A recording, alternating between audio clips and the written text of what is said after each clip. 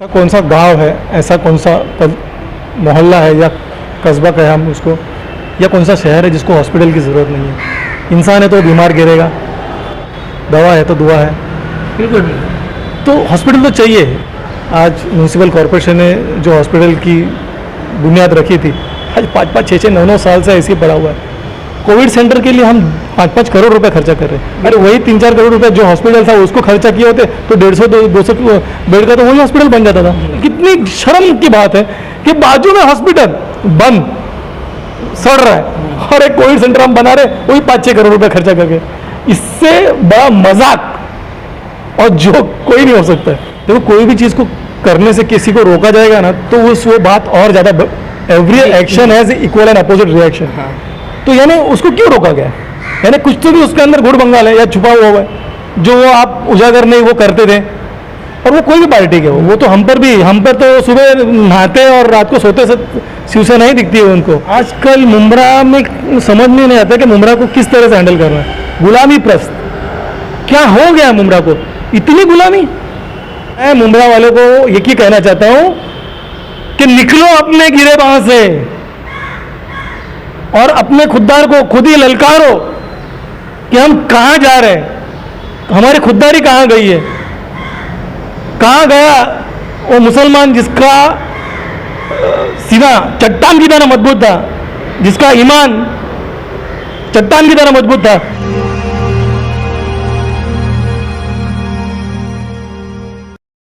दोस्तों, आप देख रहे हैं नैन क्लब टीवी न्यूज़।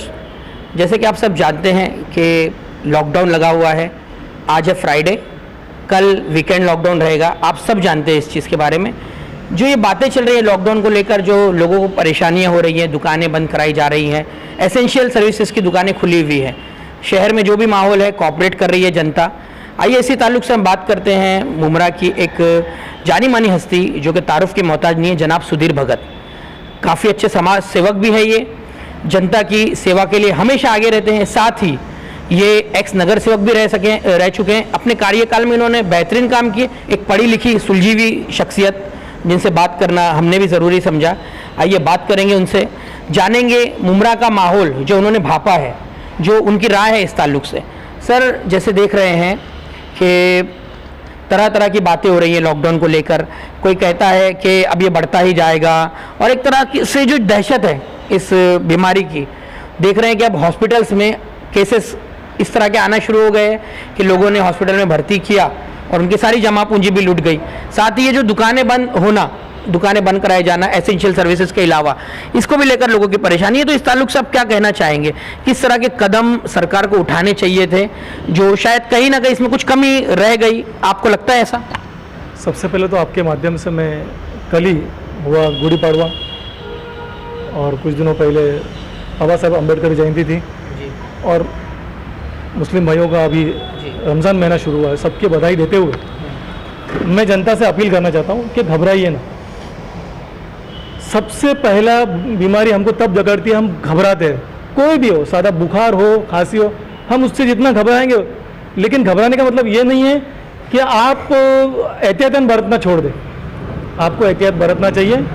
हम गिरते भी हैं ज़मीन के ऊपर तो अपनी माँ, अपने बुजुर्ग लोग उस जख्म को धोते हैं, उससे एहतियातन बरतते हैं अपन, और उसके ऊपर एक मलहम लगाते हैं। तो आज वही सिचुएशन है।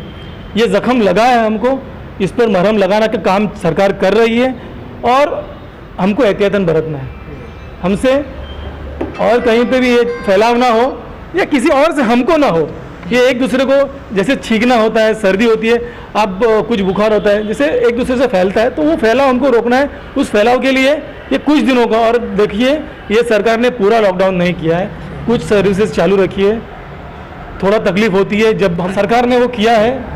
मेरी आपसे भी गुजारिश है कि अपने माँ बाप ने अपने को कुछ गाइडलाइन दी है, उसको फॉलो करें। सुधीर भाई, ये तो चलिए कोविड के बारे में आपसे बात हो गई, एक मैसेज हो गया। अब आते हैं हमारे शहर की तरफ। शहर के जो हालात दिन ब दिन देख रहे हैं सर, तरह तरह से यहाँ पर अपोजिशन भी मौजूद है। कुछ दिनों से, जैसे कि आपसे तो मतलब मीडिया में आप जल्दी आए ही नहीं, जानना चाहेंगे सर कुछ जो यहाँ पर शहर के हालात हैं। इस मौके पर एक हॉस्पिटल की ज़रूरत को शहर में काफ़ी देखा जा रहा है कि एक हॉस्पिटल शहर में होना चाहिए था, लेकिन वो मिला नहीं है अब तक।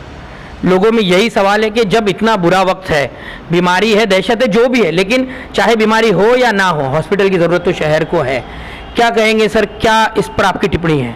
ऐसा कौन सा गांव है, ऐसा कौन सा मोहल्ला है या कस्बा कहे हम उसको, या कौन सा शहर है जिसको हॉस्पिटल की ज़रूरत नहीं है? इंसान है तो बीमार गिरेगा, दवा है तो दुआ है, बिल्कुल। तो हॉस्पिटल तो चाहिए।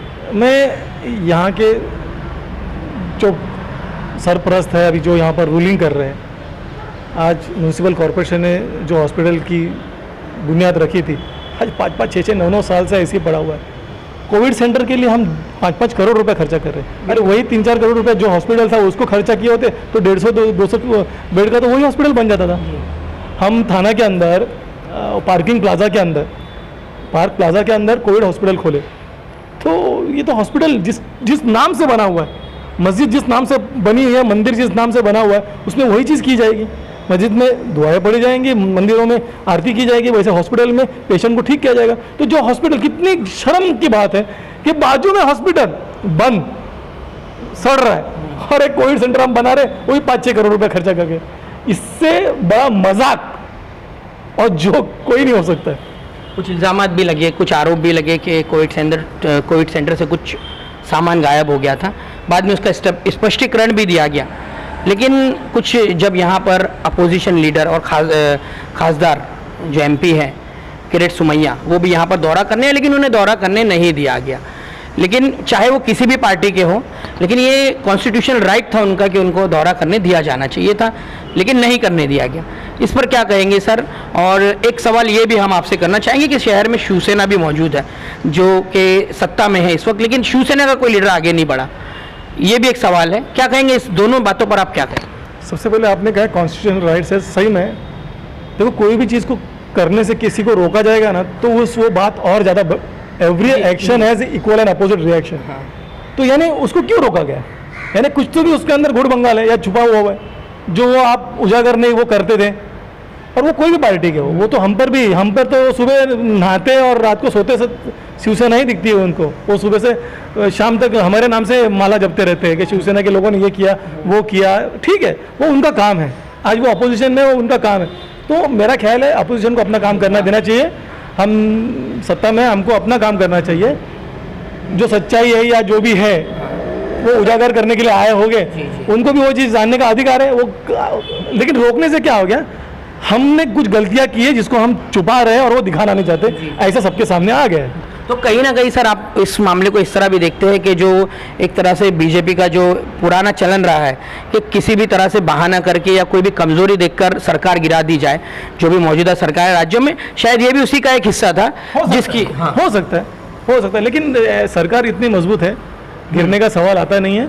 तीनों पार्टियों ने तय कर लिया है कि ठीक है, आपसी मतभेद, आपसी विचार, देखो कांग्रेस के विचार अलग है, राष्ट्रवादी की विचारधारा अलग है, शिवसेना की विचारधारा और ही अलग है, लेकिन फिर भी किसी एक पार्टी को हमको बाहर रखना है और हमको लोगों को वो सुविधा देना है। कब तक? और दूसरा इलेक्शन जो था वो हम जनता के लिए भी परवड़ने जैसा नहीं था, क्योंकि उसके ऊपर खर्चा होता है, हर एक का खर्चा होता है, सरकार का भी खर्चा होता है, जो कैंडिडेट है उनका भी, जनता का भी टाइम वेस्ट होता है। इससे अच्छा एक अच्छे विचारधारा के ऊपर ये सरकार बनी है और ये चलेगी पूरी। सर, उद्धव ठाकरे सर ने जिस तरह से, अभी हम देख रहे हैं कि माननीय सीएम उद्धव ठाकरे ने जिस तरह से हैंडल करने की कोशिश अपनी तरफ से की है इस सिचुएशन को, जो भी यहाँ पर आरोप लगे, सरकार के ऊपर हाथ डालने की कोशिश की गई या जिस तरह की भी बातें की गई, तो एक तरह से कहा जा रहा है कि एक आइडियल सीएम है महाराष्ट्र के लिए, काफ़ी पसंद कर रही है उनको जनता, चाहे वो किसी भी वर्ग की हो। क्या कहेंगे सर, ये सरकार तीनों पार्टियां मिलकर जिस तरह काम कर रही है, जैसे आपने कहा कि तीनों पार्टियों ने तय कर लिया है, किस तरह से आगे ले जाना चाहिए इन पार्टियों को, किस तरह से मिलजुल कर मजीद काम करना चाहिए कि आगे महाराष्ट्र की भलाई का काम हो? हमने संयमी आदमी सुना होगा, जो आदमी के अंदर संयम होता है। देखो एक लीडर है इधर आज मौजूद है, जो रात को 8 बजे आता है और कहता है कि कल से बंद, किसी की सुनता नहीं, किसी को पूछता नहीं है। ऐसे भी कई नेता है, लेकिन ये जो है संयमी नेता है, ये घर गृहस्थी वाला इंसान है।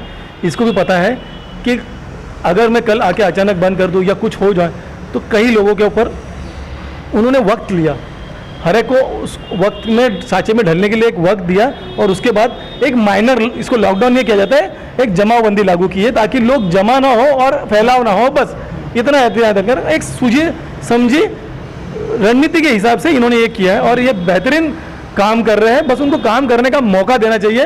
कुछ लोग हैं मी पुन्हा येईन, मी पुन्हा येईन, मी पुन्हा येईन, तो वो पुन्हा येने के चक्कर में सरकार के ऊपर इल्जाम करते जा रहे हैं। सुधीर भाई, सुनने में ये बातें सुनने में आ रही है कि आप दूसरी किसी पार्टी में ज्वाइन होने इस तरह की अफवाहें गर्दिश कर रही है, या आपसे कुछ दूसरी पार्टियां टच में है आने वाले नगर सेवक इलेक्शन को देखते हुए कि शायद आप उनमें चले जाए, इस बारे में क्या कहेंगे? ऐसा देखो, हर एक लीडर होता है या हर एक व्यक्ति होता है, उसका एक अपना वजूद होता है। हर पार्टी को ऐसा लगता है कि उनके अंदर एक अच्छा कॉरपोरेटर या अच्छा समाज सेवक या एक नुमाइंदा आना चाहिए। मुझसे कांग्रेस ने भी संपर्क किया है, मुझसे राष्ट्रवादी, और कहने की बात है कांग्रेस के भी जो लीडर है उनसे भी मेरे अच्छे ताल्लुकात है। राष्ट्रवादी में मेरे तलवा में मेरे जो अभी विरोधी पक्ष नेता थे, या अमित सरैया हो गए, या और कई शानू पठान है, सबसे मेरे अच्छे, शमीम खान है, इवन जितेंद्र आवाज जी से मेरे पर्सनल कोई बैर नहीं है, लेकिन पार्टी लेवल के ऊपर उनकी विचारधारा, राजनीतिक मतभेद है। उनके जो काम करने का तरीका है, मेरा काम करने का तरीका अलग है, हो सकता है उनका काम करने का तरीका, उनकी सोच, ये वैचारिक लड़ाई जो होती है उसमें होता है। लेकिन मुझे किसी से कोई आपत्ति नहीं है, वक्त बताएगा कि क्या सिचुएशन होती है। सुधीर भाई, एक और सवाल आपसे, काफ़ी गंभीर है ये मसला। शहर में यूथ जो है, किसी भी जो देखा जाता है कि किसी भी फील्ड की जो जड़ है वो यूथ ही होता है, रीढ़ की हड्डी होता है, लेकिन यूथ आज नशे का शिकार है शहर में। शहर की एक गली का आज हमने एक वीडियो निकाला है, काफ़ी देखा मैंने, 10 मिनट की वीडियो है मेरे पास में। एक चीज़ सर, कफ सिरप जो है कोरेक्स, इसकी बॉटल्स आप कहेंगे कि सर गली गली में पड़ी हुई, एक गली का हाल मैंने बताया है। अब आप सोच लीजिए कि किस तरह से ये जो जहर है ये हमारे यूथ में फैल गया है। रिक्वेस्ट है सर आपसे, शिवसेना के माध्यम से स्टेट लेवल पर आप किस तरीके से इस बात को पहुंचा सकते हैं, क्योंकि देखिए किसी भी पार्टी को दोष यहाँ पे हम देना नहीं चाहते, क्योंकि कुछ अपोजिशंस ऐसी भी है जो जिनका ये मानना है, जिनका कहना है, और कहीं ना कहीं वो सच या झूठ पता नहीं है, उस बारे में कुछ स्पष्ट नहीं कहेंगे कि ये सत्ताधारी पार्टी पे आरोप लगता है, लेकिन कहीं ना कहीं आरोप के बजाय हम कहेंगे कि वो नाकाम है। ये हम स्पष्ट तौर पे कहेंगे कि वो कहीं ना कहीं नाकाम है इस चीज़ को रोकने में। शिवसेना इस वक्त सत्ता में है महाराष्ट्र में, एक ताकत है सर, और ये इस जहर को किस तरह से ख़त्म करने की कोशिश कर सकते हैं आप? आपने जो अभी मुद्दा उपस्थित किया, ये आज ही मेरे पास सामने आया है। मैं ज़रूर पालक मंत्री साहब से बात करूंगा, उनको एक निवेदन दूंगा कि मुमरा के अंदर या मुमरा के आसपास इलाके में जितने भी मेडिकल्स हैं उसमें ऐसे कोरेक्स या जिससे नशा होता है उसकी आवाजाही, यानी आ रहे हैं कितने ख़त्म, क्योंकि उनको रिकॉर्ड रखना पड़ता है, ऑनलाइन रिकॉर्ड है। अब मेडिकल डिपार्टमेंट, और हो सकता है उनके थ्रू हम मेडिकल जो अपने मंत्री हैं, जो औषध और वो मंत्री हैं, उनसे भी हम बात करेंगे। रिहैब सेंटर का भी वादा हुआ था शहर में कि रिहैब सेंटर आएगा, या जो म्यूनसिपल हॉस्पिटल जो दरगाह के पास है, सैयद फखरुद्दीन शाह बाबा हॉस्पिटल, उसमें भी एक फ्लोर पूरा इसी के लिए समर्पित कर दिया जाएगा कि जो नशा मुक्ति हो जहाँ पर, लेकिन वैसा अब तक कुछ देखने के लिए नहीं मिला। शिवसेना क्या कर सकती है सर इस ताल्लुक से? नशा मुक्ति तो ज़रूरी है सर, क्योंकि जो नौजवान है, जो यंगस्टर्स है, वो जानबूझकर नशे में नहीं गिरते, किसी न किसी मजबूरी में ही गिरते हैं। ये भी एक बात है, क्या कहेंगे सर, किस तरह के आप कदम उठा सकते हैं आपकी तरफ? आपने जो आज मुझे सवाल किया है, आपने एक जिम्मेदारी मुझ पर दी है, एक सवाल उठा करके। निश्चित इस दौर के अंदर एक रिहैब सेंटर होना चाहिए। मैं मेरे एक यहाँ के लोकल खासदार जो है हमारे, उनसे कांटेक्ट कर करके अगर रिहैबिलिटेशन सेंटर अगर यहाँ पर हो सकता है नशा मुक्ति के लिए, तो वो ज़रूर उसकी तामीर जल्द से जल्द हो।